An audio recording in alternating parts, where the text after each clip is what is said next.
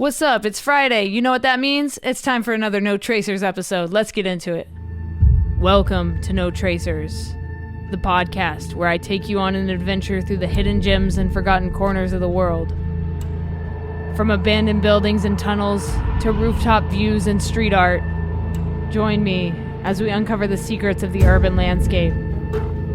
With interviews from experienced explorers, tips and tricks for navigating the urban terrain, and thrilling first-hand accounts of their explorations.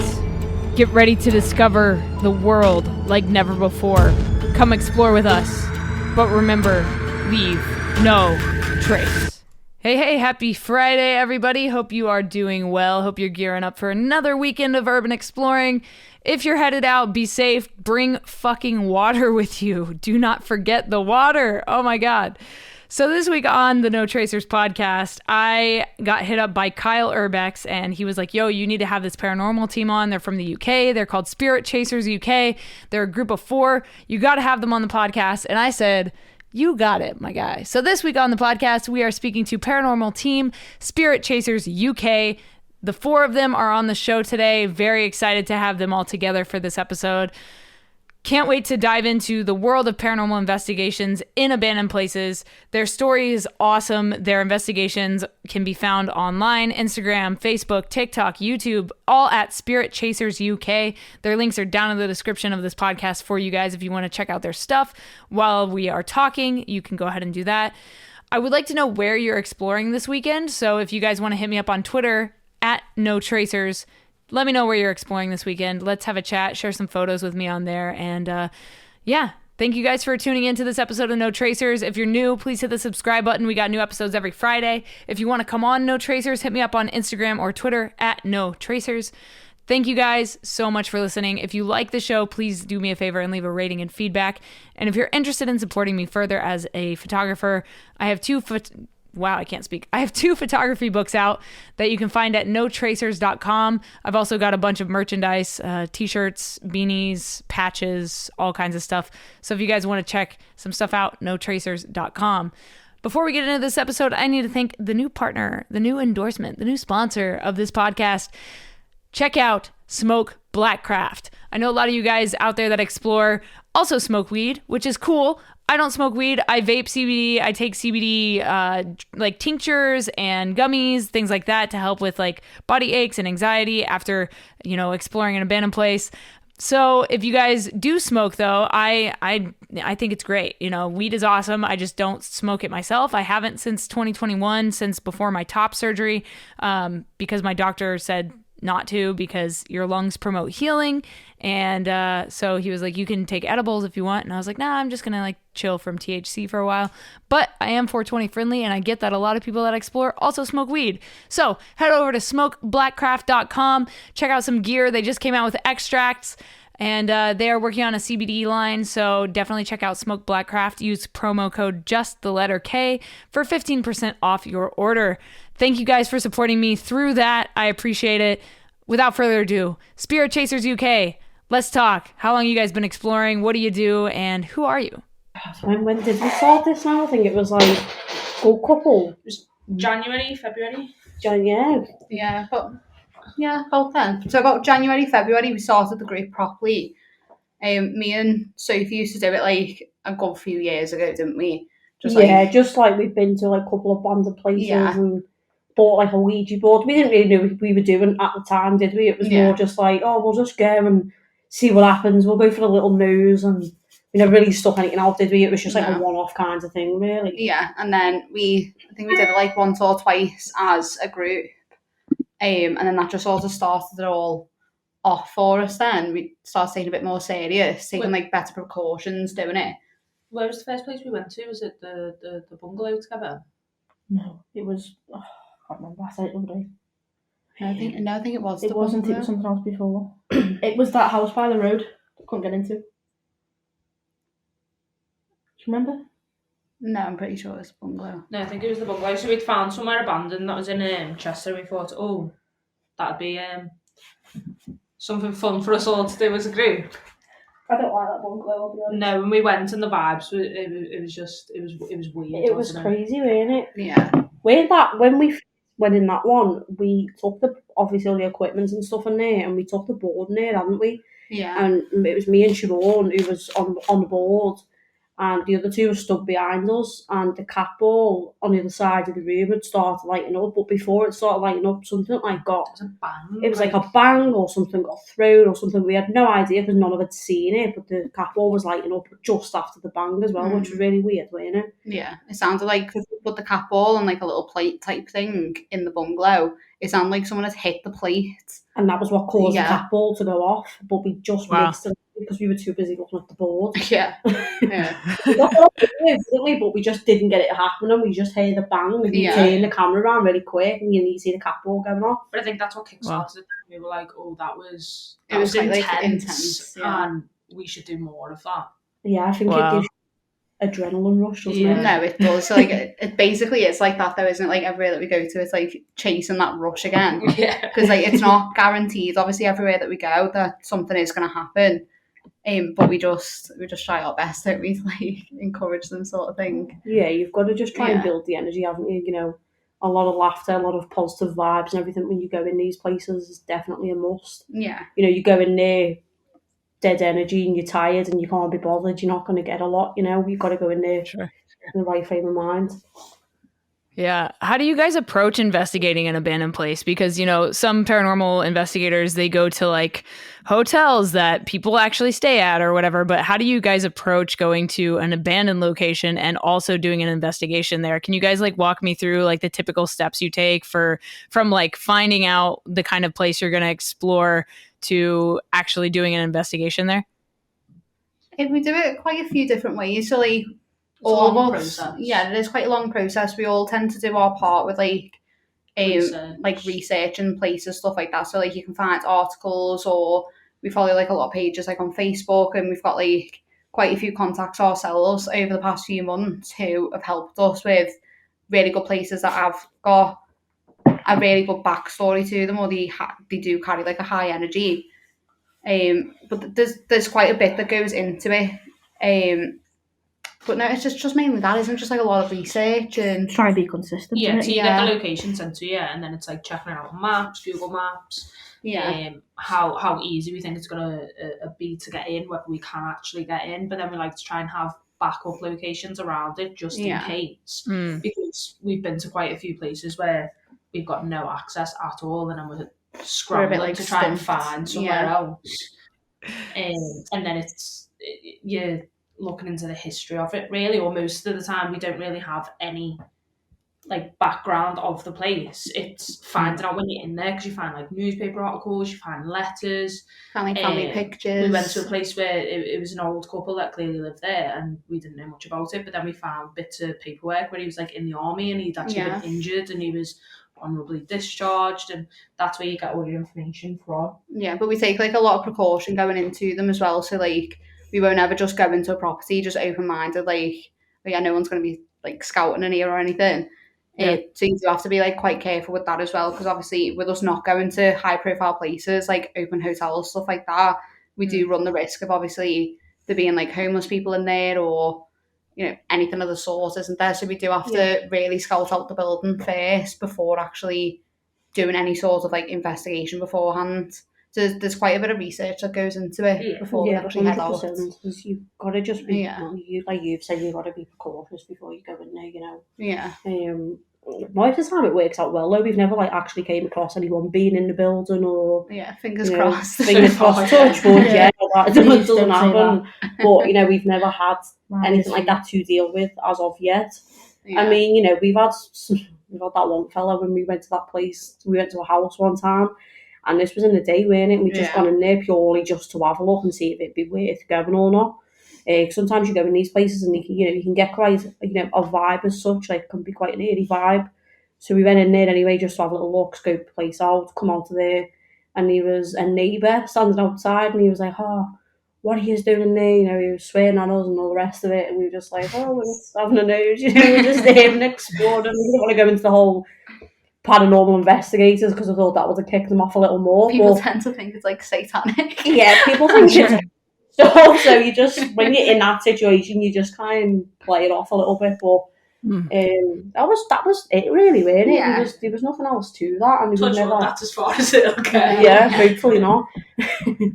Wow. So speaking of like precautions, like what are you guys doing to protect yourselves from, the things that you're investigating? Because I mean, you can do as much research as you want, but like going into these places with, this activity, like you don't know what could happen to you. So are you guys doing anything to like protect yourselves when you do this stuff? To be fair, when we first enter, obviously like protecting ourselves like from anything like that isn't the main like thought process really, is it? As we go in, it's more like making sure there's no making sure there's actually Sure. But even with like the paranormal side of it, when we do enter the buildings and like we are ready to start the investigation, we like to go in with like a clear head and just let whatever wants to come to us because we need to really keep like the energy high, and sometimes it can like destroy the energy, or like any spirits that could be in there, like as stupid as it sounds, could be put off sort of to like come forward if we're doing such things to protect ourselves. But when we do that, it's when we leave, so it depends really on the severity of like the investigation. So if it's been something really extreme, we tend to like sage afterwards, and like we've got like little like prayers and stuff that we do afterwards. Yeah, there's always, every time we leave a building, we'll always say a few words, such as like, thank you for talking to us. However, you're not welcome to follow us. You must stay here. Yeah. We close them off properly. I mean, going into it, like you've just said, you've got to go into it open-minded. Okay, there's protecting yourself. Like, no one wants to get possessed here. Yeah. Let's be real. Yeah. But it is more of a, when we're finished, it's more of a proper close off when we've done it, instead of actually going, right, we need to say this and that, or we need to do this and that before we go in. It tends to be when we've finished and we've left, then we'll start the whole, don't follow us, stay here, you're not welcome to come home with us, that kind of thing. Because we did have to sage the other day, didn't we, after the care home that we went to? Yeah, because that was crazy. Yeah, because we went to a care home not far from us, and it was just, it was quite intense anyway, like just the vibe that you get from it as you walk in. It was just really heavy, and we knew we were like guaranteed to get something good, but then just towards the end, before we were like going to shut off the investigation because it wasn't as hectic as we thought it was going to be, we ended up hearing like a few screams at the end, which just absolutely pulled us the wrong way. So we were like, right, get all of our stuff, leave. And because we couldn't close off correctly as we were in the building, we had to wait until obviously we'd all sorts of taken a breather outside and gone, right, okay, this has happened. That sounded quite negative. We're going to have to do this. Like the sage was out and everything. Like, so we took it quite serious afterwards. But it's just, I think it's just more like focusing on your physical health really as you're going in there. Like, obviously you don't want to get attacked by anyone. Yeah, it's when you're in there, so we're like respectful. Yeah, I've got to be really respectful, Yeah, for sure. Are there any type of like abandoned places or different types of locations that you guys find consistently produce stronger or more frequent paranormal activity? And if so, why do you think that may be? We tend to think it's more houses. So like we're up for like going to anywhere really. Like it doesn't matter what the building is or what the history is, because there could just be spirits there regardless. But we tend to get the most activity from houses where like personal belongings have been left, so it also gives us a bit more of like leeway into like what the family's life was like, and it gives us a chance to get to know them a bit more. And I think with more targeted questions towards like the family who used to live there, you get a better response from that, because it's like you're sort of talking to a friend then, aren't you? Yeah, like with other places, you're going into it quite blind. You're not exactly sure who's there, what's going on. It's the same anyway, but with houses, definitely with like the belongings and stuff there, I feel like it can be a bit more personal as well, because I feel like, say if spirits are still living in that house as such, they can be a little bit more protective because it is their home and it is their belongings. Yeah. Remember when we went to that farmhouse and you picked that teddy up? That was one of the kids' teddies that lived there, and they on the spirit attachment to me. Yeah, there was on the spirit talker we used that kept saying like, leave it, put it down. Wow. It's mine, that teddy's mine, like, and loads of clear stuff was coming through. So I feel like in that sense, they're more trying to protect their space that they, you know. I think it does depend on the amount of personal belongings there, because the care home that we went to in Wales, there was a fire there, so they had to leave straight away, didn't they? So there's still coats hung up, there's dressing gowns still hung up on the back of the doors. It's dead sad that we got quite a lot there, because there's a lot of history behind that building itself. And there's a lot of their belongings still there, so I think it comes from that. So if we go into somewhere and it's like completely empty, the chances that we're getting something really are quite slim. Do you know what I mean? Yeah, 100%. I feel like it just narrows it down a little bit, as when you are in someone's house, let's say, and the belongings are there, and it is easier to put stories together and go, okay, we've got a name. So when we ask for a name, we all know what the name is, and if that comes through, there's the clarification that it is them, you know? Yeah, definitely. So what equipment are you guys using to do your investigations, to capture this evidence of the paranormal phenomena? Like, are there specific tools or methods that you have been using that are particularly effective for you guys? So we have quite a lot of equipment. We have cat balls. So obviously they when you touch them, they'll light up, they'll flash like multi colours. I can't even speak. So it'll just keep flashing for a couple of good seconds, and it'll go off. And obviously, we have a lot of reactions with them, don't we? They tend to go off a lot. Like, there was one place we went where it was consistently going off. We use a REM pod, which is more or less the same thing. You know, it's got a light on, the light flickers, but it makes a really loud beeping noise. So that's great for if you want to leave that in another room and you walk elsewhere and go into a different room in the building, you can still hear it because it's really loud. We've got a REM pod bear as well. That's the same thing as the REM pod itself, but obviously it's just a bear. Yeah, that's also, so we can say if people say like, oh, there was kids there or whatever, we can go, well, there's a teddy there if you want to go and play with it. That's always a good way for what you just said.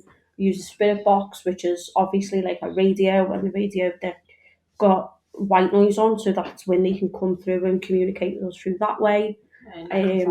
Necrophonic app, that's a phone a lot of paranormal investigators use. And then we do the Estes method with it. What's that app on your phone? Spirit Talker. You know, with apps we can be... What's the other one? With the green thing?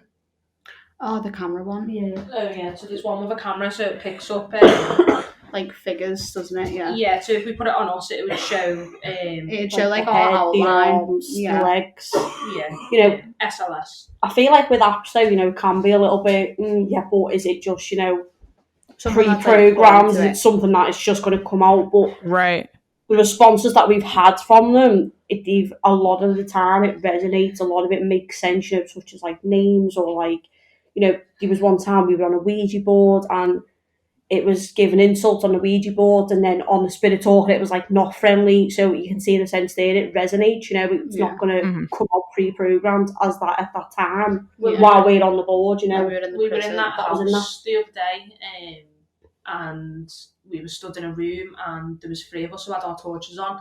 We were all just stood in a circle, all the other lights were on, and it came through, which has never come through before, and it said 3 lights. Free lights, and then it said it said how many of us were there. It was so it's stuff like that where you think, how can it be that much of a coincidence for it to say that at this exact time and at this exact moment? You can't explain that to anyone. We do tend to like debunk some of the stuff as well that we get. So obviously we want it to be as authentic as possible, the stuff that we're getting. So if we do have something, we go, oh well, there could be an explanation for that. We do put that explanation forward.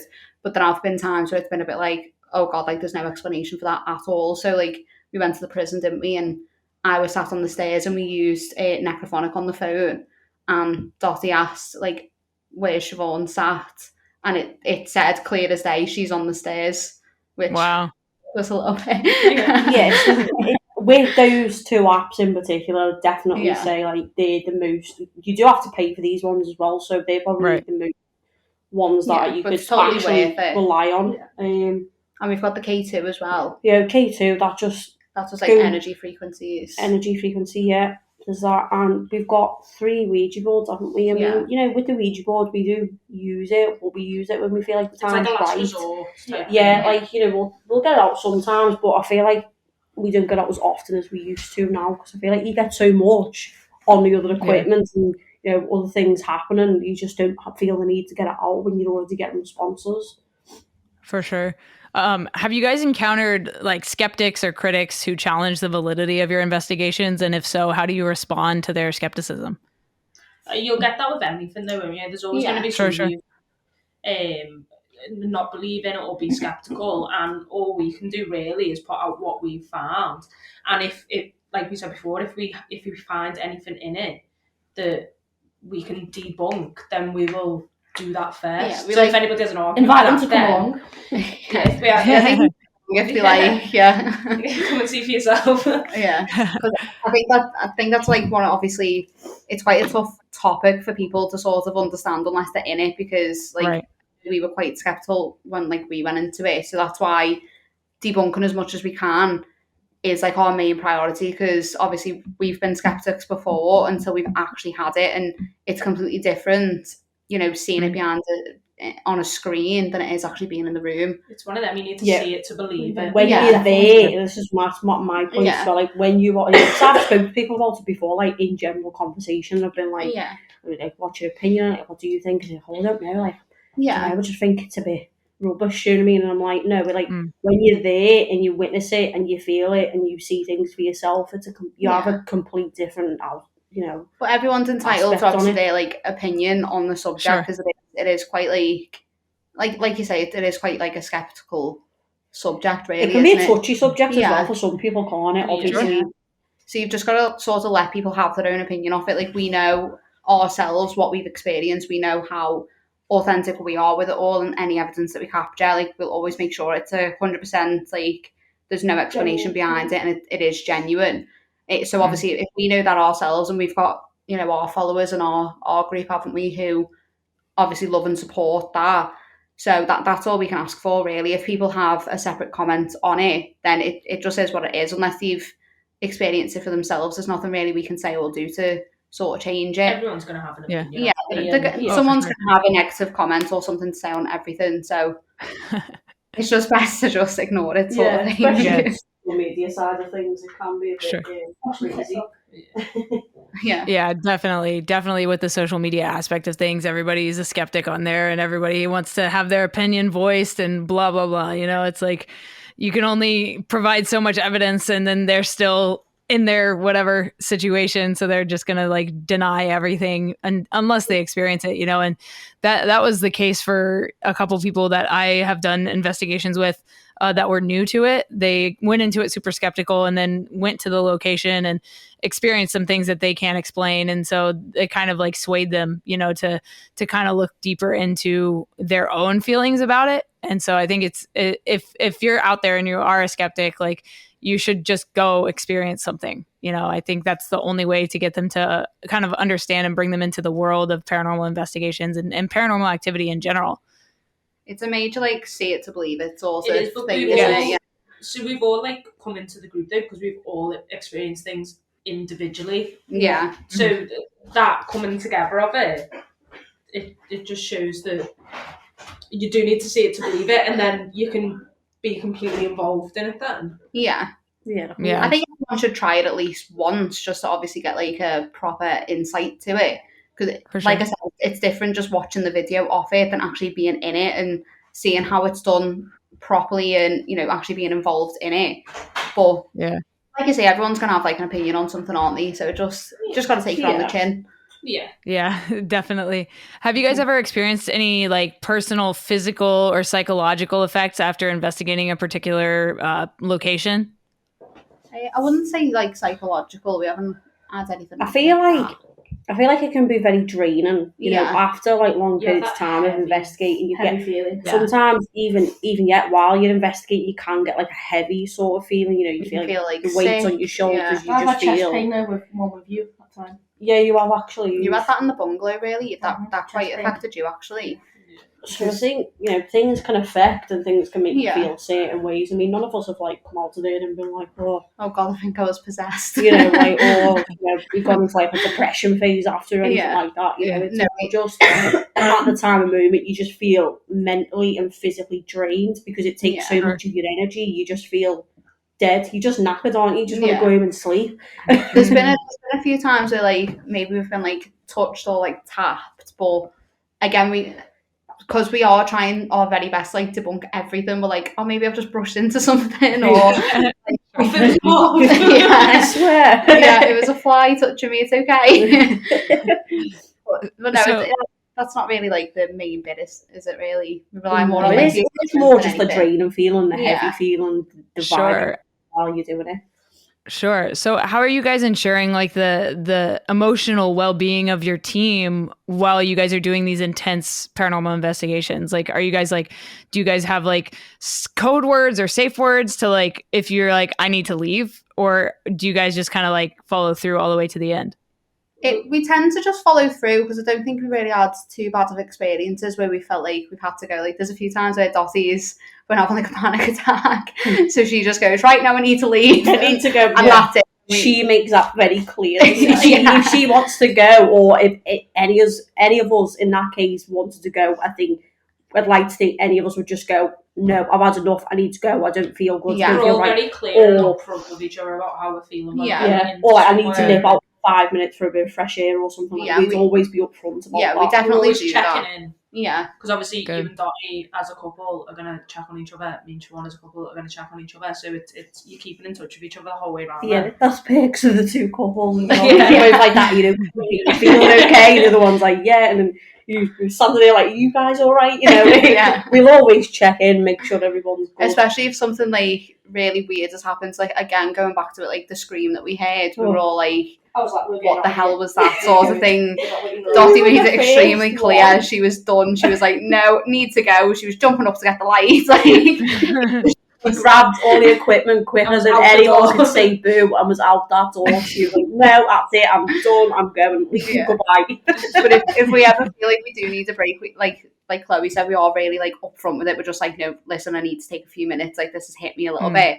And we will do that. Like we can always, because obviously we do our lives on TikTok, we can always just pause it.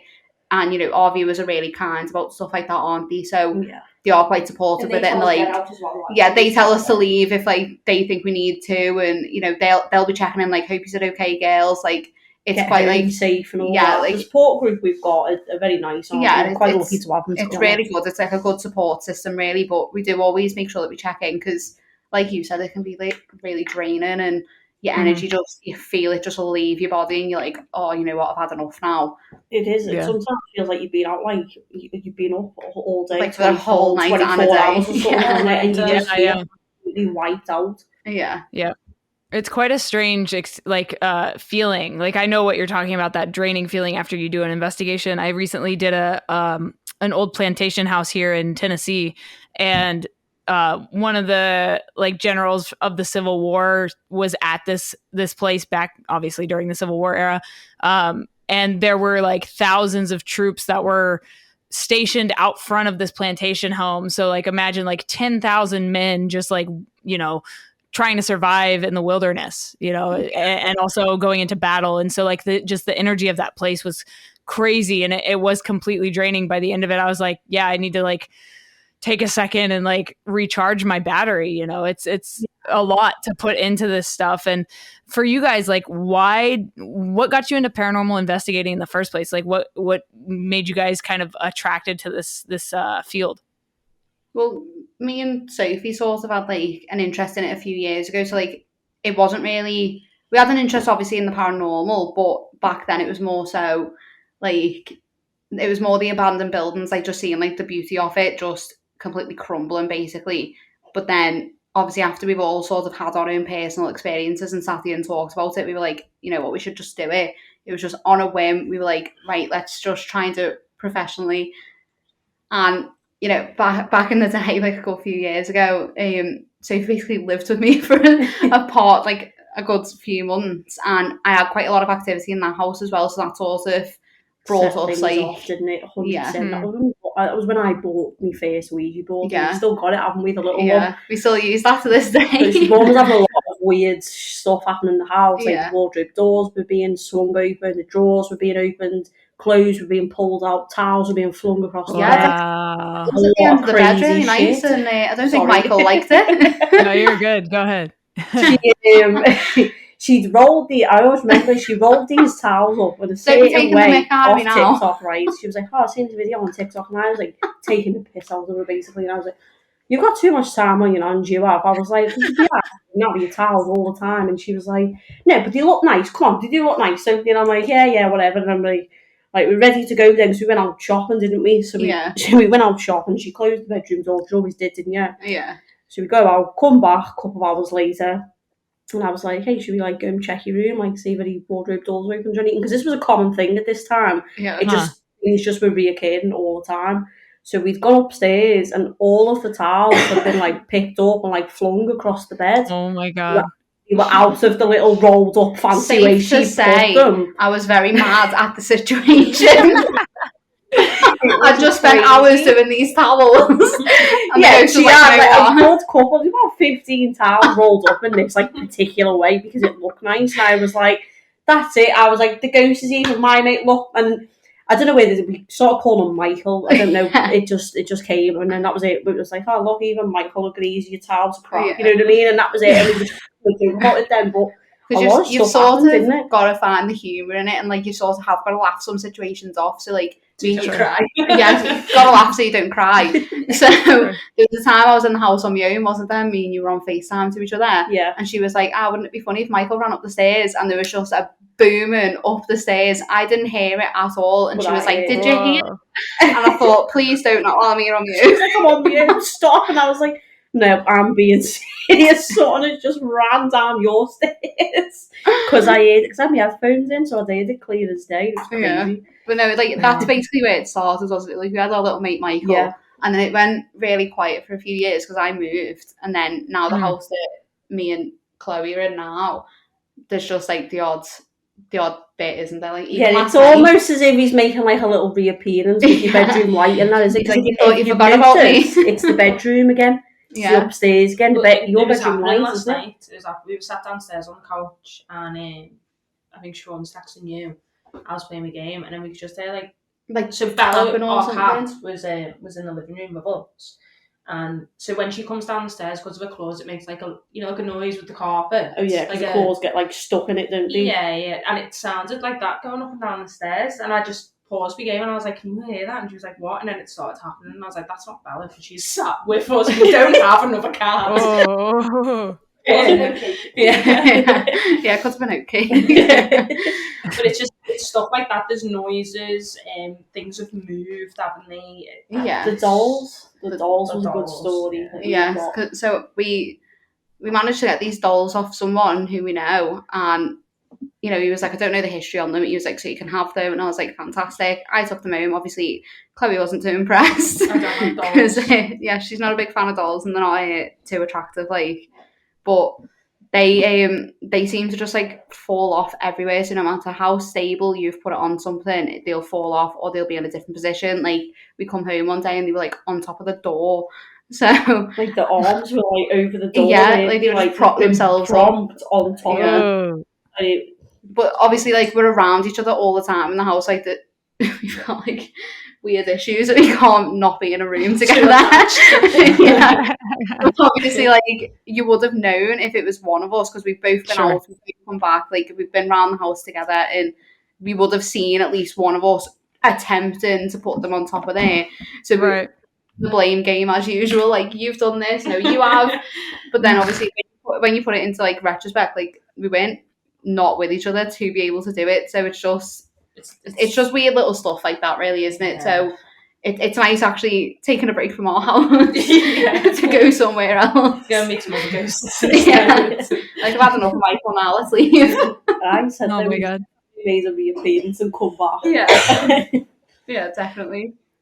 Wow, amazing. Can you guys share any memorable or other extraordinary encounters that you've had that have kind of left a lasting impact on you and the team during one of these investigations? We've got a care room in Wales, haven't we, which is really good. So that's the one that was burned. So obviously all the residents had to leave, but yeah, we had quite strong connections in there, didn't we, with some of the equipment. We found the book, because obviously everything was still left in there. We found a book with all of the names in, the dates that they'd gone to the care homes, and the dates that maybe they'd left, or if they'd passed away, they'd had to go to hospital. So quite a few of the names that were coming through on Necrophonic or the Spirit Talker were names that we could find in the book. So I had the book there ready. Every time it'd say a name, I was like, oh my God, this is it. And then it'd say dates, which was strange. And then when I went to walk across the room, and there's like a walkway in front of us with a couple of doors off on the side, and as I got up to walk across, it was like turn right, and I was like, no. And she like really quick, like, no, I'm not doing it. Not today. I don't know what's in there. I'm not doing it. There was a point in there as well where we had the REM pods on one of the armchairs, and we've left it on there, and a name had come through on Necrophonic. I think it was Hugh or something, something like that. And I was like, oh, is your name Hugh? Is that what you're trying to tell us? And the REM pod goes off straight away, and I was like, right, okay, so you want to communicate with us or whatever it was that I'd said, and the REM pod goes off again. And obviously this is something you've got to physically touch for it to go off. Yeah. So we get quite a good response with that stuff, don't we? Another thing, so obviously you've got the prison, which is the first one that comes into your head, where it said that you were sat on the stairs. Yeah. And there's that one with the care home. We've obviously got that other care home where we had the screaming. Yeah, the screaming. The whistle, the recent one, the house that we went to when we set the REM pod up in the bedroom, and we were asking questions, and it was like, oh, do go near the REM pod and set it off once for yes or two for no, and it was answering back when we were asking questions through the REM pod, which was a good one. Because we've got one coming up this week, haven't we? Unfortunately, because there's no signal on there, we can't do it on TikTok, so it will be a video on our YouTube, which has got like a really like insane history, hasn't it?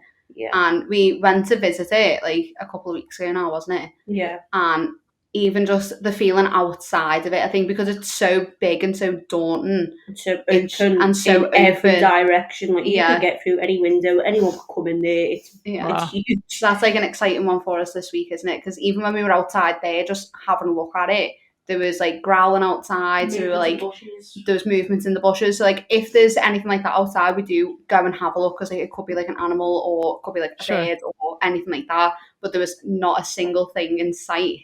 So we were like, right, we're just going to get in this building as quick as possible. And then we had like the whistling when we were in there, and we'd only been in there for about 5 minutes, something like that. What was it? It's an asylum, isn't it? So the atmosphere around it anyway is so heavy. Yeah. And we'd had the torch charge, so it was like an hour and a half drive away, wasn't it? Yeah. Really? So we had the torch on charge the whole time in the car, so it was fully charged when we got there. And as soon as we got into the building and tried to put the torch on, it was dead. Dead. So then when we actually left, because we only went in, we took a couple of pictures, didn't we? Found out that we couldn't get any signal. And then as we were walking out, we heard 3 whistles, like really just loud. As we were leaving, weren't it? Yeah, so we were like, oh, this is a bit much, this pitch black, middle of nowhere, it's an asylum, a bit scary, just the 4 of us. So when we got back to the car and I plugged the torch back in, it was fully charged again and it would turn on. So that was weird. It was a weird one, weird. But that'll be a good one, because of obviously that's what we've had from 5 minutes. And that was before we'd even actually done anything or started any sort of investigation. Yeah. We were getting these things without asking, without starting anything initially. We just walked in, had a nose, heard all this stuff, and we were like, yeah. It's a bit open, this is. I feel like a bit exposed. A bit exposed. We felt like we were all like on edge, weren't we, really? Because it's so big there as well. So we were just like, right, we'll come back. Even the growls before we even got in there. No, exactly. The growling outside, crazy. Wow. There was the other one, the house as well, the one, that little house, the musician's house we call it. Yeah. So I was on live. I'm always like the cameraman, as you call it. So I'm like that with me TikTok. And I'm walking around, like, people comment, like, oh, can we see the rest of the house? Like, can we have a look? Can we have a look at the kitchen? Like, blah, blah, blah. So I'm like, yeah, sure. Like, just taking them around, showing them, giving them a little tour of the place. Because they just, obviously it's fascinating, it's intriguing, it's interesting, people want to see it. So you were like, yeah, okay. And, like, the other 3, these were in the living room, mate. You were all talking, we were all just having a gab, talking, laughing away, whatever. Dottie was going on about Legionnaire's disease, which I still don't know what that is. They were just having their own random conversation, and I just walked in there and I was like, right guys, look, this is the kitchen. And I was like, look, there's just stuff everywhere. Like, as you can see, like, we couldn't stand in here to do the investigation because it's so small, really cramped, and there's just stuff all over the floor. So I'm just chatting away to them, and I heard a whistle, but it was clear as day, and it sounded like an old man whistling. And everyone on the live was commenting like, I've just heard that, who was that whistling, like what's going on? And I'm like, I don't know. And I start panicking and I run back into the living room and was like, have one of you just whistled? And they're like, what, like whistle? Like no, like what are you on about? And I'm like, no, I've just heard a whistle, clear as day, and it's on. But I'm like proper panicking, but I think it's because I was on my own as well and it made it more intense. Yeah, you don't tend to that panic. Only I heard it because I'm not scared of this. Yeah, no, because you don't panic at all. I found out last week that you can hear someone's like whisper hello. Remember, I showed you. Oh yeah, you did. Yeah. We were looking back on that. Because we did. We've got like well. a little hand recorder as well, so obviously like we'll all take turns asking something and leave like a good break in between. So if anything does want to answer, it's got that space in between the questions to do so. We did that there, didn't we? And I can't remember what the question was, but one of us asked something and just really quietly you can just hear, oh my god, like really quiet. Yeah. Like a really quiet whisper. Yeah. Wow. There's been quite a few things, hasn't there? Like, obviously, we've had times where we've gone in and got absolutely nothing, and we've just used that as like just exploring, just showing people like what it is, or if we have take a lot of pictures of it, or like if people are interested in the history of it, we tend more to like focus on that then. So it's not so much of a wasted journey kind of thing. You know, getting pictures is always like a good thing. You know, something else to post, isn't it? I think it's a good balance between like paranormal investigating. So like obviously if there's something there, then we'll do it. If we're not picking up anything, it's just probably starts to break into like urban exploring side then. So like, oh, this is the history of the building, this is what it looks like, blah blah blah. Go into it that way. Yeah, definitely. Very I feel like the urban exploring side thing, it's like we do that regardless because all the places that we go are all derelict places. It's all abandoned places, not up and running, and it's haunted. We're going in there doing both, really, aren't we? Because we show everyone around. You know, Siobhan's just got a new camera now. She'll walk around, take pictures of it, and all that. So it clashes with both, really. Obviously, the main focus is the paranormal side, but I think it's a bit of both, isn't it? Yeah. So, lastly, like, what is something you guys know now that you wish you knew when you started doing paranormal investigations? Just really like how intense it can actually be, because when we went into it, like.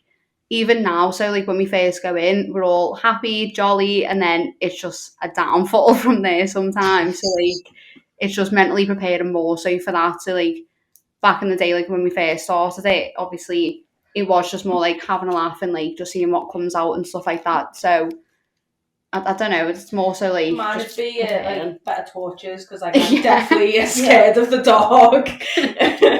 So us going in, sometimes we only have 3 torches, someone hasn't got one, and that's. I'm bringing separate batteries too. That's quite handy. 100% being prepared is definitely one. Because it used to just be like on a whim, didn't it? Like we'd just find somewhere and go, should we just go? And we'd go there with no preparation whatsoever. Whereas now there's a lot more preparation that goes into it. Yeah, and we have like we said before, we've got backups for if we can't get into somewhere. It's being more prepared on that side as well, because sometimes we'll do a post for a TikTok and be like, oh, we're going live at this time, and then we get to the place and we're like, oh god, we can't get in, and then it's like an hour and a half later when we actually find somewhere. And we're like, oh, okay, let's do it now. Let's do it now, and it's just being like, unprepared with it. Yeah, it's a little bit unorganised when we do that, isn't it? Yeah. I feel like something else as well, like finds that balance between being serious and having a laugh, you know. I feel like back in the day maybe it was more just like, oh yeah, well, let's just see what we get, you know what I mean? Like it wasn't like so serious, but I think now we know the difference between, okay, right, we're getting stuff, let's be a bit more serious now, let's be a bit more realistic. It's good having a laugh, obviously, for the energy, the build up, you need that. But I feel like there's times and moments where you do need to all shut up for 5 minutes and see what you can hear and see what's going on, see what's going on. I'm scared, man. What do you want me to do? I just feel like we've got that balance now between that too. I feel like back in the day it was a little bit up and down, but as we had only just started, but now I feel like we definitely went to the excitement back then, wasn't it? Like finally getting into somewhere and like genuinely doing it. Whereas now, because it's become more of a regular occurrence, it's not really. It's still exciting to go in, but then we now also have the understanding of like how serious we have to be with it to like channel the like right amount of energy and stuff like that. Because once you've bounced around the place and gone, oh my god, how exciting! Look how amazing this is! Like, oh, there's family pictures. All your energy's gone. So I feel like that we've definitely found the balance between that. Yeah. Very cool. So If people want to keep following your guys' journey, where can they find you online? Let us know your YouTube channel, TikTok, Instagram, all that stuff. So it's Spirit Chasers UK on all platforms. So we have got a YouTube that's just started. There should be more videos going on that soon, hopefully. On Friday with me, We've got obviously our Instagram, our TikTok, and our Facebook page, which are again all Spirit Chasers UK. Obviously all of our lives are mainly on TikTok. We do post on all platforms anyway. So hopefully YouTube is the next biggie. Next go-to, yeah. We were just waiting on camera, weren't we, for that? Yeah, But we've got the camera now.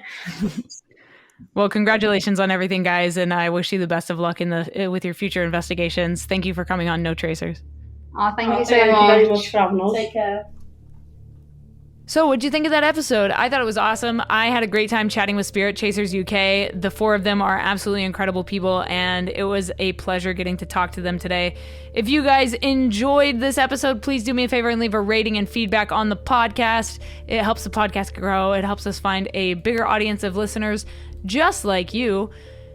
If you're new to the podcast, hit the subscribe button, and I will talk to you next Friday. Don't forget to check out smokeblackcraft.com. Use promo code JustTheLetterK for 15% off your order. And I'll talk to you next Friday. Stay strong, keep enduring, go out, go explore something, and remember, leave no trace.